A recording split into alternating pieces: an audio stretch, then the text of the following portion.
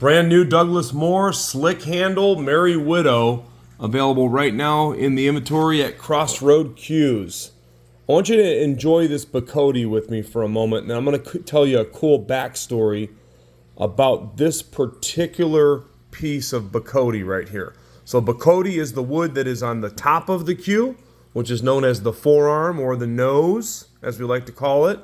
This is Birdseye maple in the what I like to call slick handle. That is the Wrapless section that is right here. Slick handle. And then you got Bacote, of course, in the butt sleeve.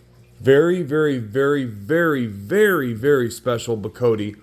And I've had some really good Bacote Qs come through here lately.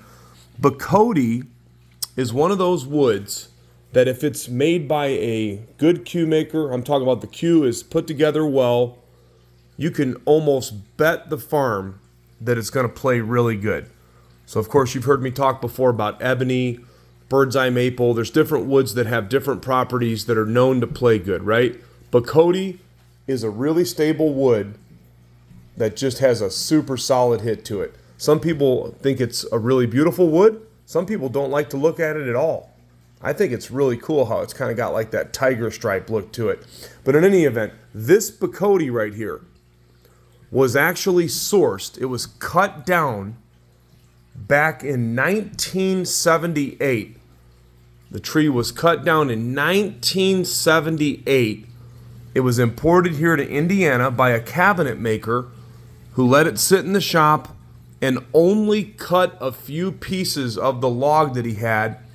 And he was doing some type of cabinetry type work back in 1981. Only made a few things with the wood. So it was cut down originally in 78. What is that, 46 years ago? So this wood has been seasoning. It's been kind of just sitting there and marinating, if you will, for 46 years.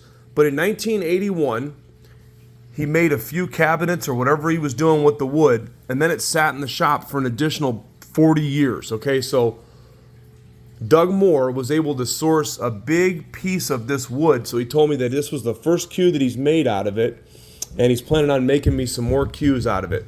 Get it while you can. We have an old saying here. We have a saying that we've coined.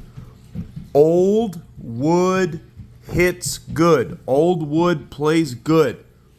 Stuff's been sitting in a shop in the United States for over 40 years, and it was cut down 46 years ago. Stuff's been aging like fine wine. Made by Mr. Douglas Moore, Radial Pin. He made this Q right here in particular uncored. So the forearm is uncored because he knows this Bacote is going to play dynamic. He left it uncored. Now the handle is cored. He cores the handle. For stability and for different reasons. But the forearm of most of Doug's Qs are cored. He cores with maple, he cores with purple heart.